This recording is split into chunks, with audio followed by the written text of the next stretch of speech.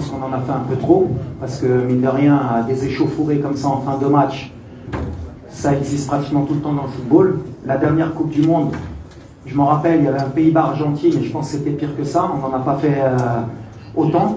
Je pense qu'il n'y a pas eu de coup de donné, il y a juste des séparations, il y a eu peut-être des tirages entre certains joueurs, mais comme on a dit, c'était peut-être dû à la tension, à la chaleur, à l'envie de gagner.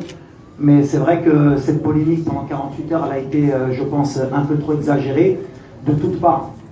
Mais ça ne va pas nous affecter, je pense que ça affectera personne, c'est un match de football, ça s'est bien terminé à la fin, il y a eu le respect entre les coachs, entre les joueurs, on se connaît.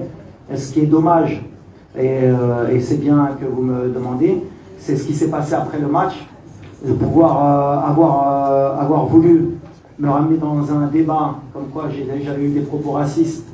Je pense que c'est honteux, tout simplement, et je défendrai mon image jusqu'au bout parce que c'est pas celle que je donne depuis de nombreuses années et c'est pas celle que je veux qu'on me donne. Malheureusement, avec les réseaux sociaux, avec ce qui se passe dans le monde, avec la haine qu'il peut y avoir des deux côtés, parce que bon, j'ai reçu des messages, moi aussi racistes, donc des messages de mort, mais je pense que le joueur, malheureusement, lui aussi peut-être de son côté, ça montre qu'on est dans des extrémités pour des matchs de football et c'est honteux et c'est pas possible. Mais ça montre aussi qu'en Afrique encore, à la Coupe du Monde, on était tous ensemble, on représentait l'Afrique et malheureusement quand il y a une compétition comme la Coupe d'Afrique, dès qu'il y a des oppositions de style, on essaye de ramener ou à la couleur de peau, ou à la religion, ou à d'autres choses. Il faut qu'on évolue si on veut que notre continent progresse.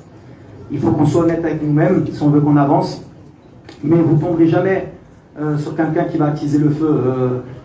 Il y a eu des choses qui se sont dites après le match qui sont irréelles et je le répète, et moi-même j'ai demandé à être entendu par la CAF. Voilà, j'ai jamais eu insulté le joueur, qu'il le veuille ou pas. C'est pas dans mon éducation, ça n'a jamais été dans ce que je fais.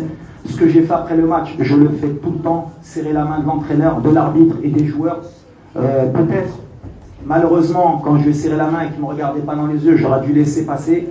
Mais moi, j'ai cette éducation et toujours ce moment où j'aime bien qu'on me regarde. Peut-être qu'il y avait un peu de tension, lui il n'a pas accepté. C'est comme ça, mais c'est le football. Ce que j'ai appris de ça, c'est que la prochaine fois, j'irai serrer la main de l'entraîneur et de l'arbitre et je ne me mêlerai plus des joueurs.